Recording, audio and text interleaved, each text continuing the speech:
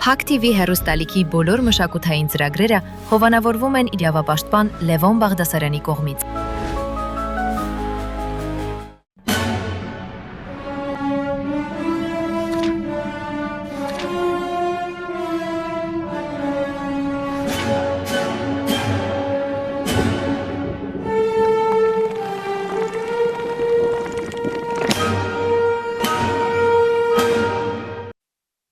Բարև ձեզ բարեկամներ, լինել թե չլինել հեղինակային ծրագիրը եթերում է եւ բոլորիդ հրավիրում ենք դիտելու մեր հերթական թողարկումը։ Բնական է մեր ունկնդիրներից շատերին նախ եւ առաջ հետաքրքրում է այն հարցը, թե ով է այսօրվա մեր ծրագրի հյուրը։ Ես պիտի ասեմ, որ շատ ցանկալի հյուր ունենք։ Դիտեք, շատ համառոտ, կարճ հաղորդագրություն հյուրին առնչվող թեմայով եւ շարունակենք ծրագիրը։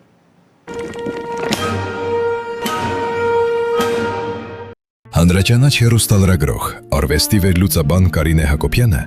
ծնվել է Երևանում, հանրահայտ ասմունքող եւ ռադիոհաղորդավար Վերա Հակոբյանի ընտանիքում։ 1977 թվականին ավարտել է Երևանի Պետական համալսարանի բանասիրական ֆակուլտետը։ 1979 թվականից աշխատանքի է անցել հեռուստատեսության եւ ռադիոհաղորդումների պետական կոմիտեում։ 20 տարուց ավելի վարել է մշակույթի եւ արվեստի ոլորտին առնչվող տարբեր հաղորդումներ։ 2002-ից 2005 թվականներին եղել է սոցիալական ապահովության եւ աշխատանքի հարցերի փոխնախարար։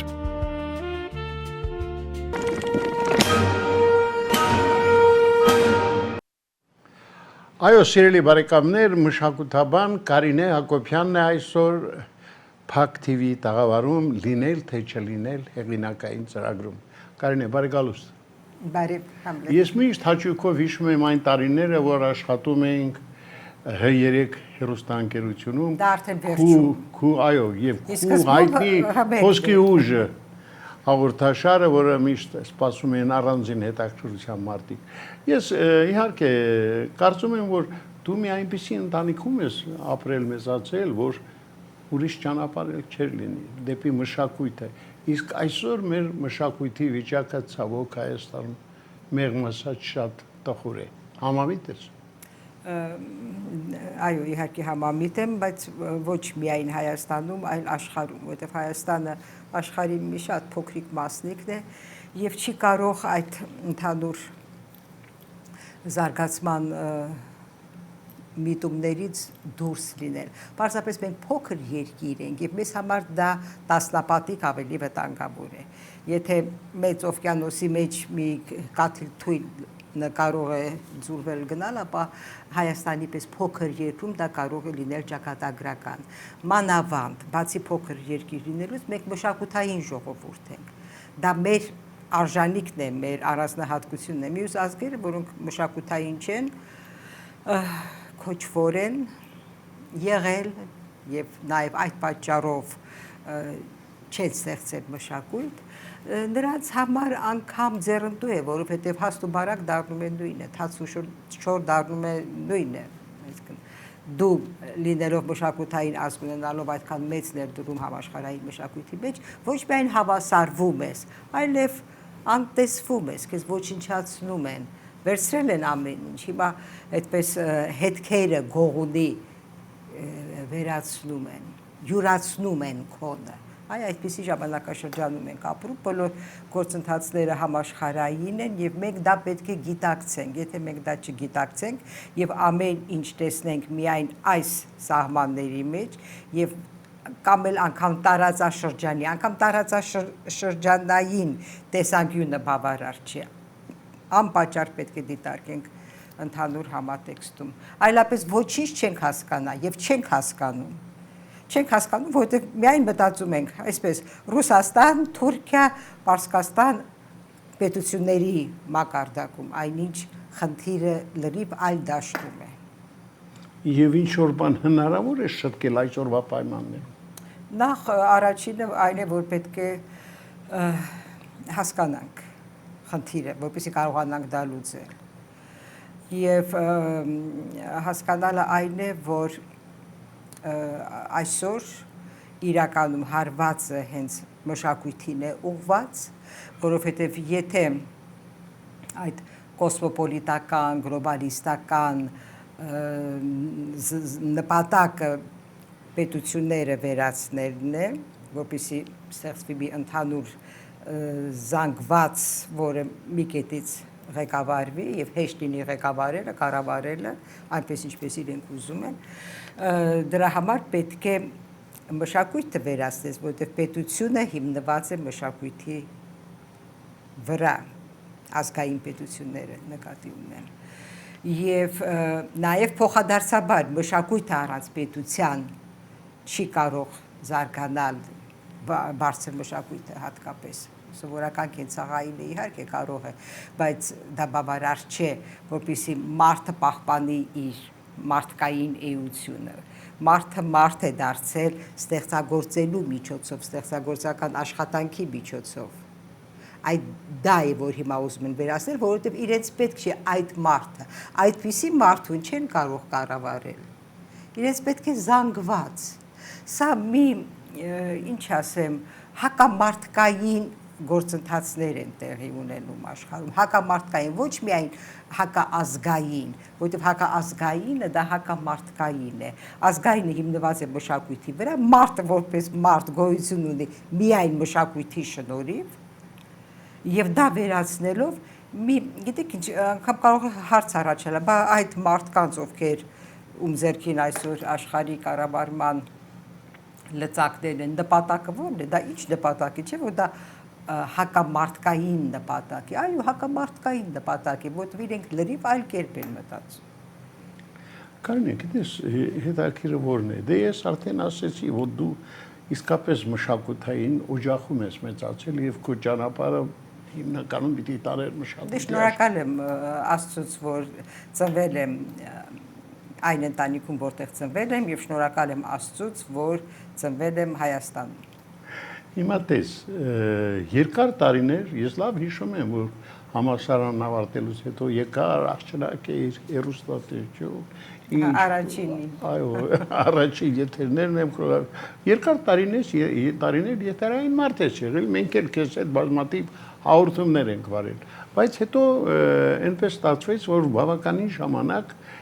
ինքդ քեզ եթերազրկեցիր, թե հանգամանքների բերումով եթերազրկվեցիր։ Առանց եթերի կարողանում ես պատկերացնել քո առօրյան։ Այո, իհարկե կարողանում, թեև շատ սիրում եմ տեսախցիկը, շատ ինձ հարազատ է, սիրելի է, շատ սիրում եմ միջավայրը, հեռուստատեսությունը, շատ հաճելի է, շատ հաճույքով եմ հիշում 20 տարիները պետական հեռուստատեսությունում, նաև երիտասարդության հետ է կապվում եւ արվեստի հետ է կապվում, իհարկե շատ երջանիկ տարիներ էին, բայց դրանից հետո էր տարբեր աշխատանքներ, երկրորդ մասնագիտություն, հասարակական, սոցիալական փիլիսոփայությամբ տարվեցի, որը շատ հետաքրքիր է եւ դրա միջոցով է նաեւ որ կարողանում ես հասկանալ աշխարհում տեղի ունեցող իրադարձությունները։ Մի խոսքով հարմարվել ես այսօրվա իրավիճակին։ Չեմ հարմարվել, դիմադրում եմ, բայց դիմադրելով առաջ եմ գնում։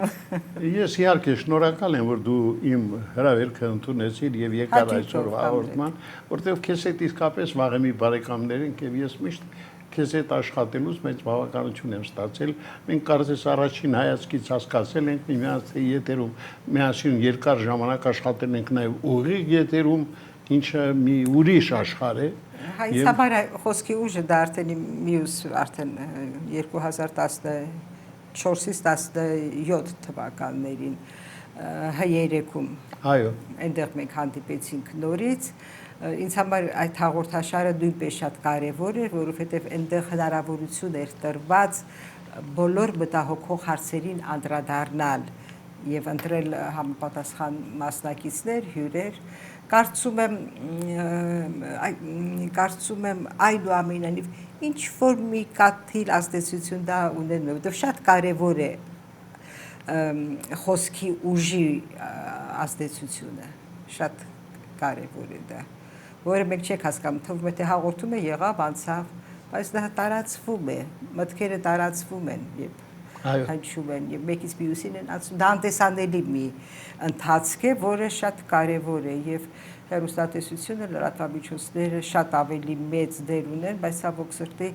մեծամասամբ 90 երևի 5%-ը դա mass մեդիան է, այսինքն զանգվածի մեդիան, զանգվածային լրատվամիջոց, որը ուղղված է ոչ թե անհատին, մարդուն, գիտակից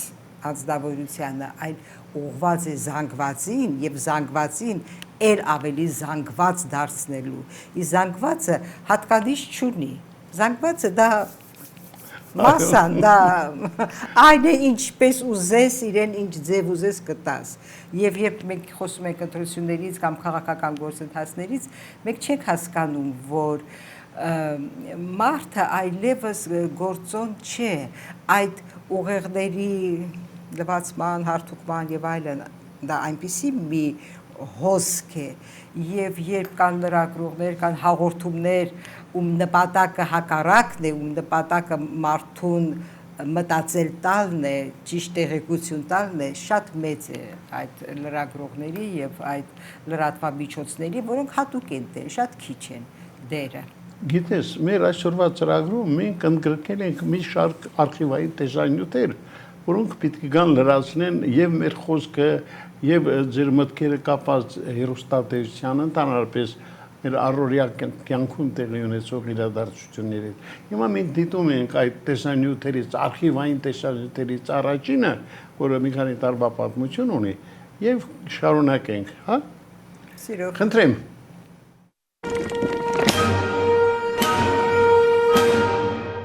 Հեռուստատեսություններում հիմնականում այսպես սահմանափակված է, կարգավորված է վճարովի եթերները, բայց անվճար եթերները պարտադիր բանավեճերի համար, այնինչ ընդունված է հիմնականում զարգացած ժողովրդավարական երկրներում, որ նրանք չեն կարող չմասնակցել, եթե տեխնացու են։ Եվ հասարակությունը իսկապես իրեն այդ հիմնական իրավունքը, որ նա պետք է ճանաչի, այդ դա չեն ապահովում զանգվածային լրատվամիջոցները, եւ դրանք իհարկե պետք է լինեն անվճար եթերաժամեր, որոնք մեզանում չկա։ Նույնը հաղորդումները, հարցազրույցներ եւ այլն շատ пассив են իրականում։ Հեռուստատեսությունները ես այսպես մեկ-մեկ շրջում եմ եւ տեսնում եմ նույնքան համերգներ, ֆիլմեր, այնինչ կարելի էր այս մեկ ամիսը մի քիչ ավելի հատկացնել, որպեսզի հասարակությունը ճանաչի այն մարդկանց, ովքեր պետք է ներկայացնեն ազգային շահերը ազգային ժողովում։ Այս պետությունը կառուցվել է խարդախության եւ խաբեության վրա։ Այդ ավանդները դուք գիտեք, որ հենց 90-ական թվականների սկզբին չպետք է յուրացվեին ժողովրդից, դա նրա սեփականությունն է, բայց այդ հիմքի վրա կառուցվել է եւ քանի դեռ մենք շարունակում ենք այդ նույն ուղին, կողոպտվածը ժողովրդին չվերադարձնելու, մենք չենք կարող ամուր պետություն կառուցել։ Այստեղ կուսակցական հարց չի։ Ինչ վերաբերում է, ես ավարտեմ, քանի որ սկսել եմ հայկական վերածննդի ծրագրին, ապա դա Հայաստանի տնտեսական զարգացման ծրագիրն է իրականում։ Կես արկես իրատեսորեն գրված էր այն ճանապարհը, որը Հայաստանի տնտեսապես ոտքի է կանգնեցնելու։ Ես իհարկե անձամբ շատ բան կավելացնեմ այդ տնտեսական բաղադրիչին, բայց հիմնականում այդ 30 կետը, որ նշված է, Հայաստանը տնտեսապես ոտքի կանգնեցնելու ծրագիր է։ Իսկ երբ երկիրը տնտեսապես ոտքի է կանգնում, մյուս հարցերը ինքնաբերաբար լուծվում է եւ Արցախի հարցը, լուծվում է եւ ազգային համախմբը։ Կհիշենք, որ ՀՀՇ-ն էլ խոստումներ չէր տալիս, ասում էր վատ է կապրելու։ Այսինքն իրենք ազատում են նաեւ պարտավորությունից։ Մեկ այլ բան, որ խոստումները պետք է իրատեսական լինեն եւ չափի մեջ լինեն, ես համաձայն եմ, որ գոնե 90% կամ 80% կատարվեն, բայց այնինչ հիմա է կատարվում, որ կուսակցությունը գնում է ընտրությունների եւ չի էլ բարեհաճում խոստումներ տալ։ Այսինքն այնքան իրենց ամուր են զգում, որ ինչու խոստանանք եւ ինչու կատարենք, հետո էլ ասեն թե չեք կատարել։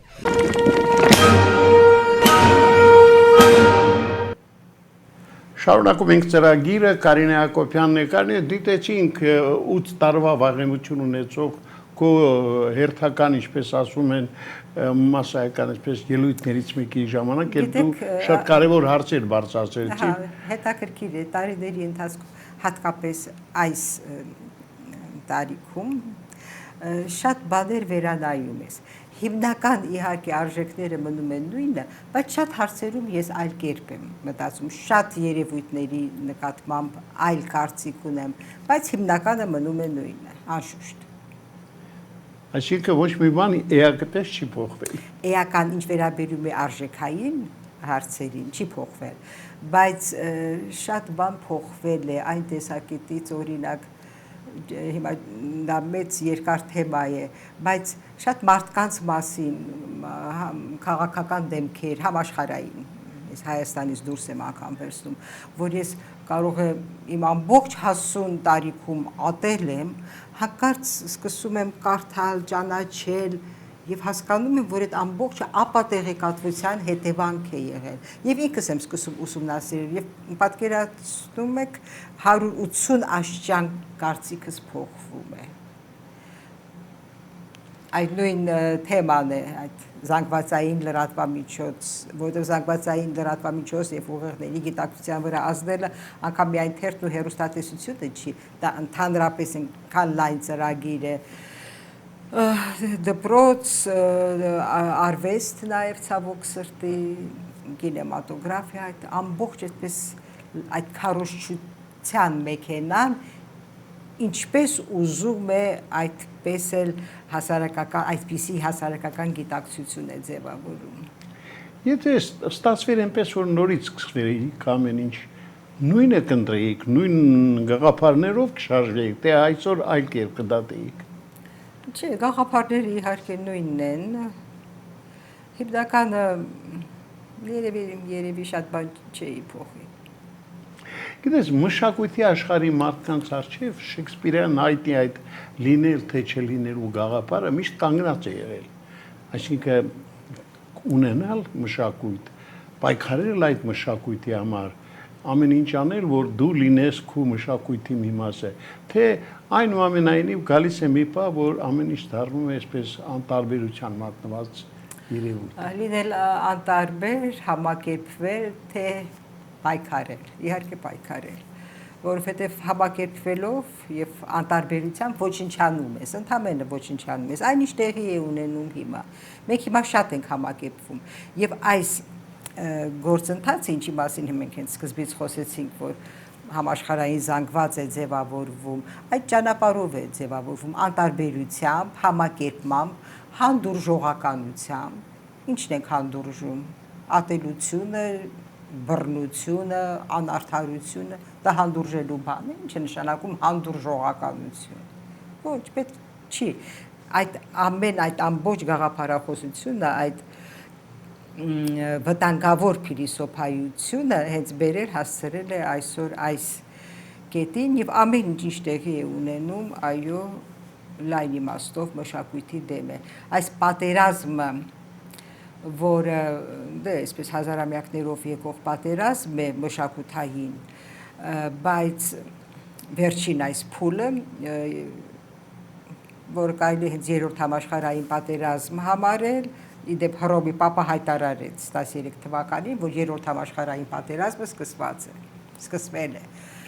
երբ այդ իսլամական պետությունը ձևավորվեց, Սիրիայի պատերազմ եւ այլն, այդ թվականը 13-14 թվականներ, եւ այդ պատերազմն է, որ շարունակվում է։ Հենց այսօր մենք այդ պատերազմի մեջ ենք, դրա հիմքում գաղափարական եւ մշակութային հակամարտությունն է այդ պատերազմի, հիմնականը դա է, իսկ զինված բախումները շատ երկրորդական եւ արդեն հետևանք են մշակութային պատերազմի, տնտեսական պատերազմի, քաղաքական պատերազմի, այնինչ։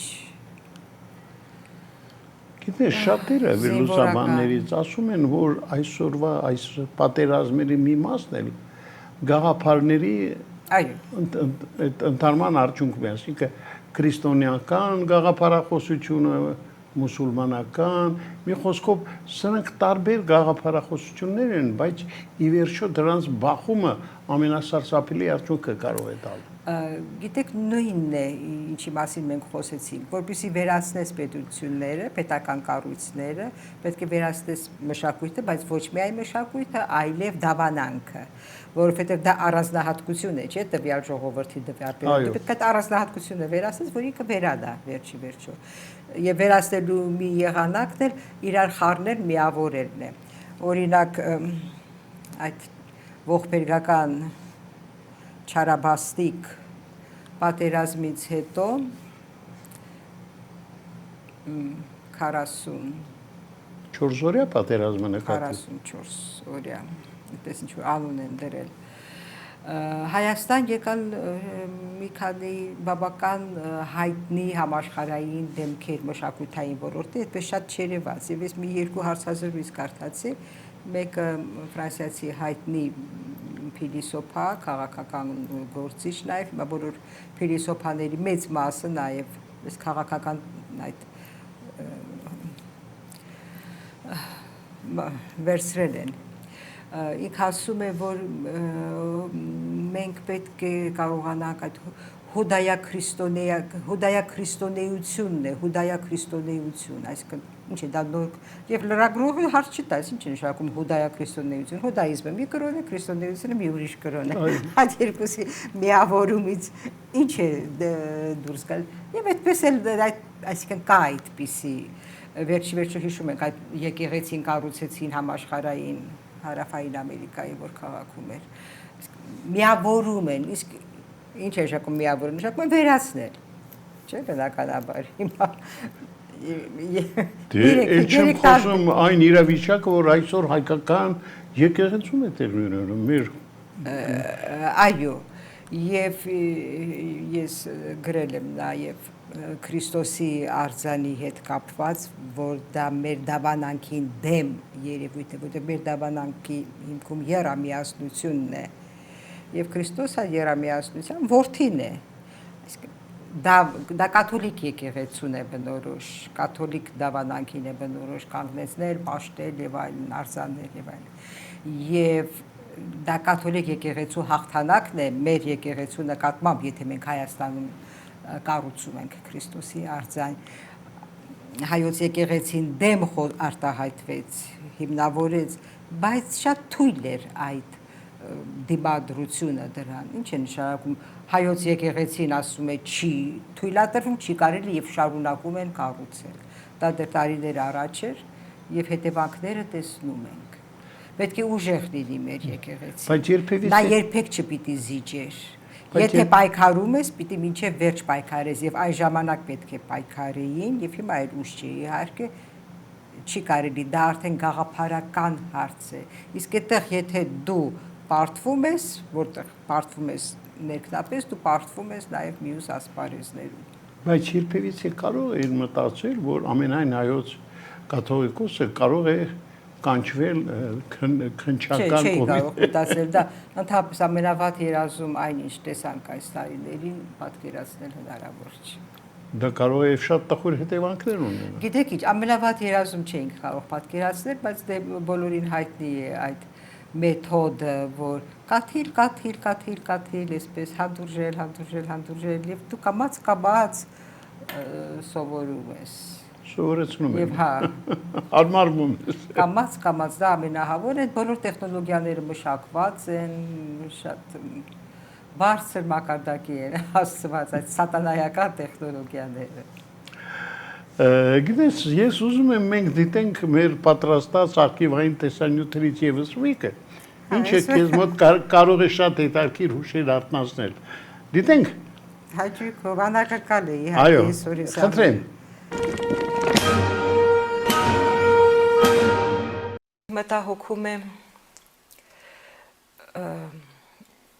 նաև եւ շատ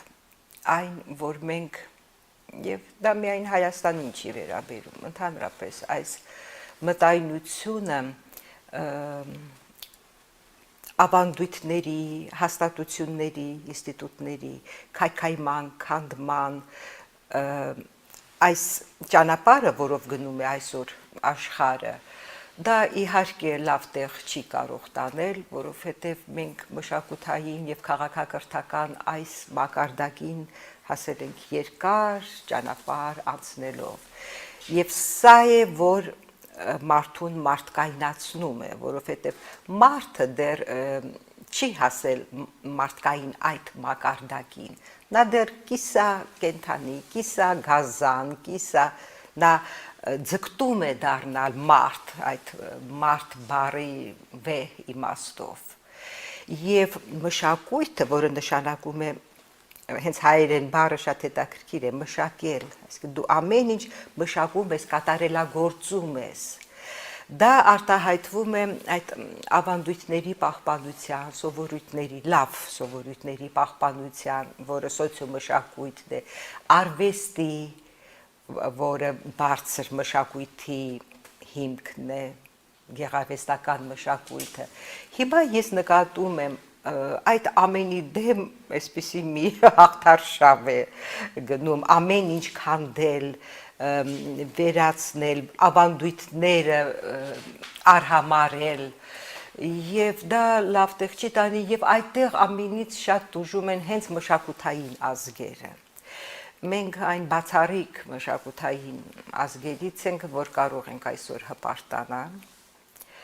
Դա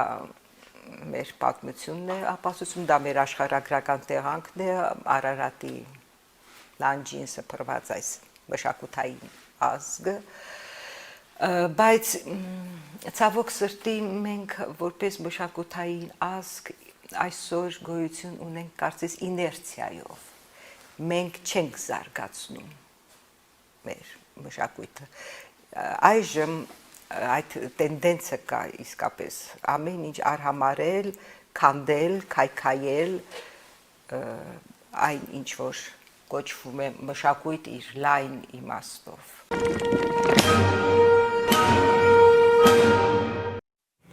Շարունակում ենք ծրագիրը մշակութաբան Կարինե Հակոբյանն է Փակ TV տաղավարում։ Կարինե, դեռ 5 տարի առաջ այս մտքերը երբնչեցին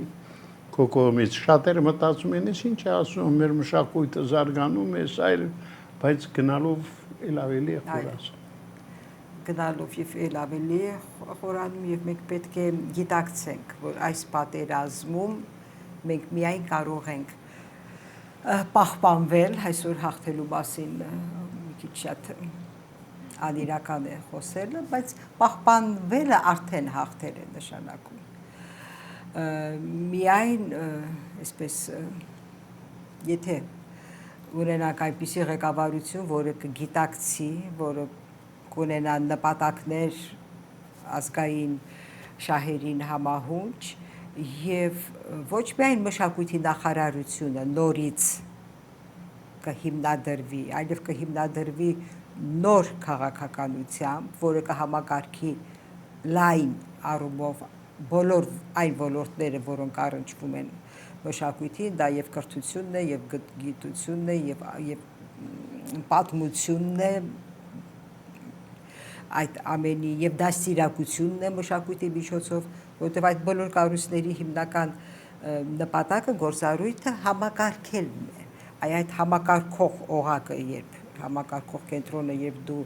թուլացնում ես, վերացնում ես, դու ամեն ինչ վերածում ես քաոսի եւ ինքը համակարգը աստիճանաբար քայքայվում է։ Մեզ հիմա դա է պետք, այդ գիտակցությունն է պետք, որ մենք ինքը մշակույթի այդպիսի նախարարությունը դա պետության հավասար մի բան է, որտեղ ինչ է անկախությունը, դա մշակութային ինքնության պահպանման հնարավորություն է, դրա համար է անկախ պետությունը պետք, որ դու գեղեցիկ հայերենով խոսես եւ մեր լեզուն մենք այս տարիների ընթացքում ինչի ենք վերածում, չէ՞,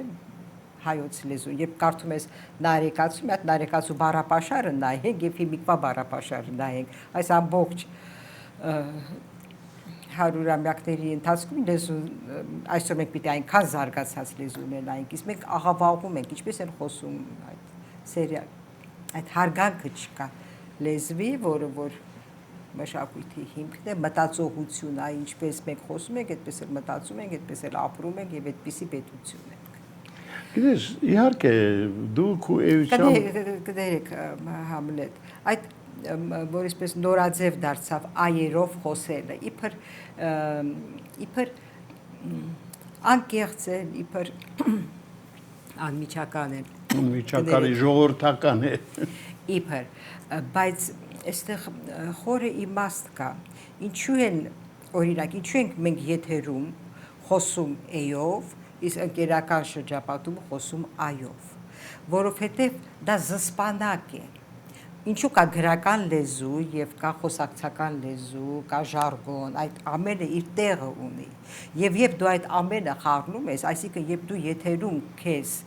երբ ունես մեծ լսարան, մի ամբողջ հասարակություն է քեզ նայում, եւ դու այով ես խոսում, այդ զսպանակը չկա, այսինքն դու ազատ ես, այդ ազատությունը վատ իմաստով պետք չի։ Լեզուն, որը ունի իր սահմանները, սահմանում է նաեւ քո վարքագիծը։ Այո։ Այսինքն դա այն չէ, որ է հնչյունը ավելի գեղեցիկ հնչյուն է, քան ա հնչյունը, ոչ։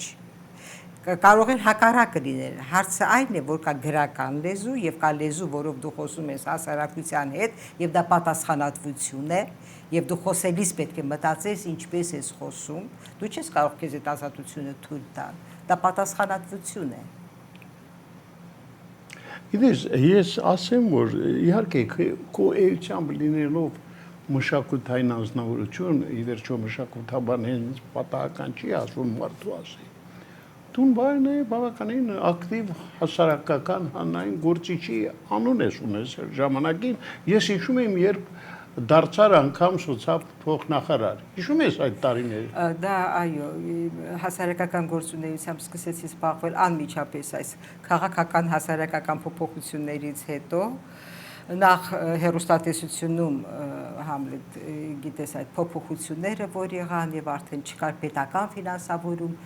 ես չկարողացա արագ համակերպվել դրան, փոխել են, դեռ փոխվում էր ամբողջ համակարգն էր փոխվում։ Եվ հասարակական կազմակերպություններ հիմնադրվեցին, որը առաջ չկար, ես ինքս երկու հասարակական կազմակերպության հիմնադիր եղա, ղեկավար եղա, մեկը սոցիալական բնույթի էր, մյուսը անգլերեն լեզվի հետ էր կապված, միջազգային կազմակերպություններ այստեղ կենտրոն էր, անգլերեն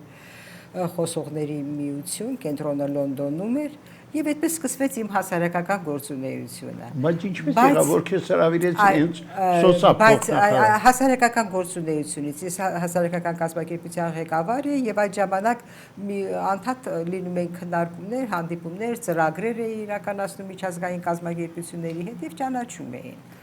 Եվ Անդրանիկ Մարգարյանը ինձ առաջարկեց, այո, անակնկալ էր, հաճելի անակնկալ էր, շատ հաճույքով եմ աշխատել այդ 3 տարիները եւ կարծում եմ ինչ որ բան արել ենք, ինչ որ բան կիսատ մնաց։ Պարզ է։ Հիմա մենք եւս մի արխիվային տեսանյութ ենք դիտում, որը քո ասածը երբ ինչ որտեղ կլարացնի, խնդրեմ։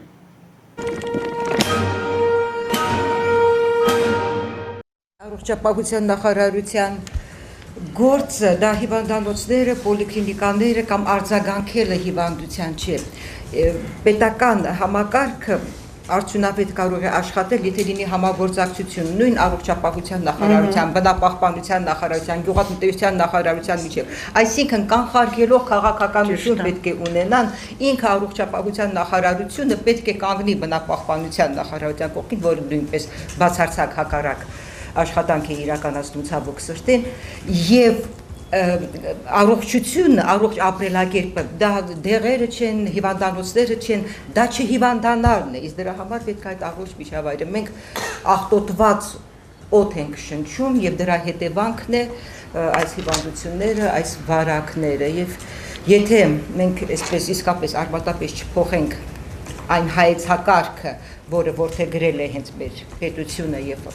իդեմս առողջապահության նախարարության իրականացվում է, մենք գնալով ավելի կխորացնենք այս խնդիրները եւ իսկապես աղետալի վիճակ է։ Աղետալի վիճակ է այն առումով, որ զարգացնում ենք մետաղյա հանքարդյունաբերությունը, այսինքն նստած ենք հանքերի վրա ապրել հնարավոր չի այլևս ընդամենը 2-3 տարի առաջ մեքենաների տեղ զննումը, որը մինչ այդ ձևական բնույթ էր կրում, պետականորեն վերացվեց, այսինքն նորմալ է համարվում այդ օդի աղտոտումը նաև մեքենաների կողմից։ Փոխարենը տուգանեն այդ օդ աղտոտող մեքենաներին, որին մենք 2 ձեռքով կողմ կլինենք, նրանք դա վերացրեցին, պետք չի այդ այսինքն ընդհանրապես մտահոգություն, ինչպես անել, որ ժողովուրդը առողջ լինի, չկա, հիվանդանում են, վարակները տարածվում են, նոր առողջապահության նախարարությունը սկսում է դեղամիջոցներ կամ պատվաստանյութեր բաժանել, դա չի առողջապահության նախարարության միսիան։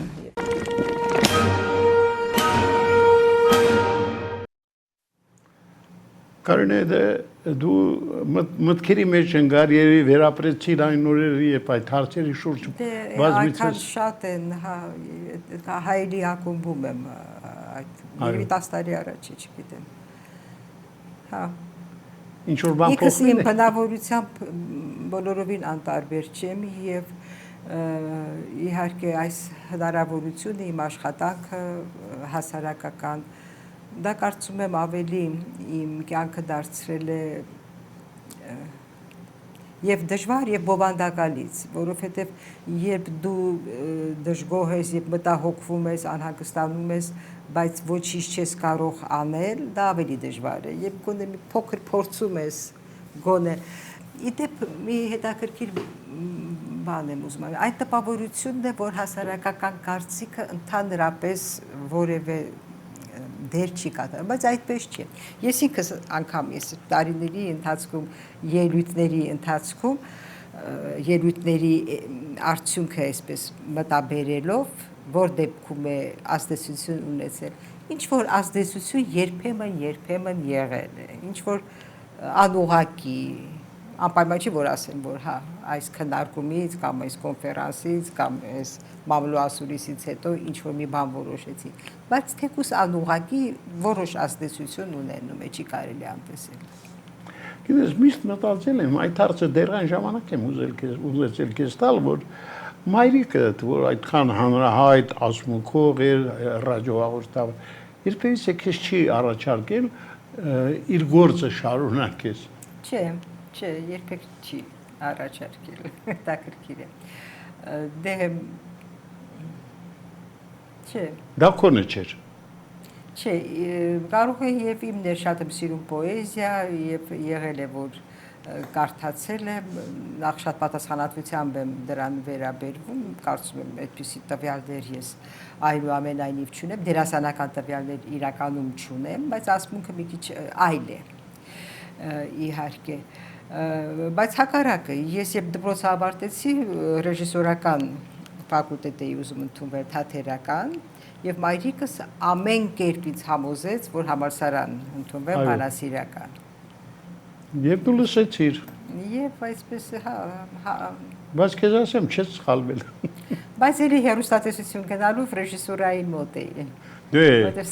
հեռուստատեսությունում չկա դες մի մասնագետ, դու մտել ես հեռուստատեսություն, դու եւ ռեժիսոր ես, եւ օպերատոր ես, եւ հնչյունային ռեժիսոր ես, եւ մոնտաժոր ես։ Շատ հետաքրքիր իհարկե։ Դե ինքը այդպես է, բայց փաստորեն ես էլ այս 52 տարիներ որ հեռուստատեսությունում անցեմ կացել, ինձ թվում է բոլոր մասնագիտությունները հավասար տիրապետել։ Ամրետ, երբ ես ընդունվեցի, դու արդեն աշխատում էիր հանրային ժամանակ պետական էր կոչվում հեռուստատեսությունում եւ հայտնի սպորտային մեկնաբան էի։ Եվ հիմա պիտի հիշում եմ անկեղծանամ, ես ինքս ամիսը մի անգամ արվեստի աշխարհ հանդեսն էի պատրաստում։ Դու երևի թե ամեն օր սպորտային դու նաև աշխատասեր ես պետք է ասել։ Ես էլ այնքան էի նեղվում, ասում էի, ախր Համլետը ինչի է այսքան աշխատասեր։ Շատերն էին նեղվում։ Շատերը նույնիսկ կանանք ստանում էին այդքան հոնորար, ինչու եմ ստանում։ Հա, բայց հոնորարները ինչ բարձր էին։ Ես մի հանդեսի համար հիմա հիշում եմ, թե ինչքան այսպես պետական աշխատավարձ էի ստանում, ինչ որ դրված կար, որը ինչքան ճիշտ էր։ Այո։ Չէ, դե այն ժամանակ ասեմ քեզ, ես մոտ 3 տարի արտասթիկային թղթակից էի եւ ստանում էի ամսական միջին հաշվով 1000-1500 ռուբլի։ Դա ֆանտաստիկ է։ Մեր կոմիտեի նախագահը կանչեց, ասեց, այսպես չի լինի։ Անցիր շտատ եւ հաստիկով կաշխատես 200 ռուբլից ավելի դու հոնորար իրավունք չունես։ Ես մի հանդեսի համար 240 ռուբլի, որ բավականին էր մի հաղորդման համար։ Հետո հյուր երբ հրավիրում են, ելույթի համար հոնորարներ էինք տալիս։ Մենակ գալիս էր, այսինչ հյուր ելույթեր ունենում 50 ռուբլի, ոչ մեկ անվճար չէր։ Դե հասկանալ եմ։ Դե խորհրդային տարիներին դրանք ուրիշ ձև էին ընկալվում։ Կարինե, տես, մեր ծրագիրը սկզբանե կոչվում է լինել թե չլինել։ Շեքսպիրյան հայտնի հարցադրման։ Եվ մենք մեր ծրագրի վերջում հյուրին միշտ հարցնում ենք. Ինչպիսին է ձեր պատասխանի տարբերակը այդ հարցին, ինչպիսին է Կարինե Հակոբյանի պատասխանը Շեքսպիրի ավանդական հարցադրմանը, լինել թե չլինել։ Թեև Շեքսպիրը այդպես վերջնական պատասխան չի տալիս, բայց իրեն պատասխանը պարզ է, հայտնի է եւ ես բնականաբար չեմ կարող հակառակը մտածել, հակառակը դա ավարտն է ամեն ինչի, չլինել։ Իհարկե լինել եւ լինել բանական, լինել ազնիվ, լինել հավատարիմ ինքնությանը, չապրել միայն քո նեղ սահմաններում, այլ ավելի լայն, ինչքան հնարավոր է, եւ երբեք չհավատալ այն այսօր ժամանակակից միտումներին, երբ ասում են պետք չէ օգնել, մեկ է, եթե մեկը սխալ ճանապարհի վրա է, ինքը այդպես էլ գնում է, կա այդպիսի եւ փիլիսոփայության եւ հոգեբանության մեջ եւ տարածում են հեռուստատեսությամբ, լրատվամիջոցներով, ինչպես է պետք ապրել հաջողության հասնելու համար, բայց հաջողությունը նայած ովի չէ հասկանում, եթե հաջողությունը նա է, որ քո շրջապատում մարդիկ անհաջող լինեն եւ դու միայն հաջող լինես, ես դա հաջողություն չեմ համարում, մարդիկ միմյանցով են բարձրանում եւ միշտ պետք է լինել բարյացակամ, միմյանց օգնող, հասկացող, սիրող եւ դա փոխադարձաբար դու ստանում ես։ Եվ ազնվության մեծ պակաս եմ ես տեսնում հիմա եւ մեր հասարակության մեջ եւ աշխարհում այնիշ տարիներ առաջ անհանդուրժելի էր սուտը, սուտ խոսելը, կեղծիքը, հիմա դա դարձել է նորմա։ Կեղծիքը դարձել է նորմա։ Այդպես դա չի կարելի հանդուրժել։ Եվ լինելու հիմքում հենց դա է, որ չպետք է հանդուրժել այդ։ Եվ շնորհակալ եմ, որ եկար, հիշիր, որ Փակ TV-ի ունես լավ բարեկամներ եւ քեզ միշտ հաճույքով այստեղ կարող են հյուրընկալել, ասելիք եթե կա, խնդրեմ ցանկացած պահի, ցանկացած օր, ցանկացած ժամի կարող ես գալ եւ մեր ունկնդիրների հետ կիսվել։ Շնորհակալություն։ Սիրելի բարեկամներ, մշակութաբան Կարինե Հակոբյանն էր այսօր Փակ TV-ի տաղավարում լինել թե չլինել հեղինակային ծրագրում։ Այսօր այսքանը։ Ցտեսություն։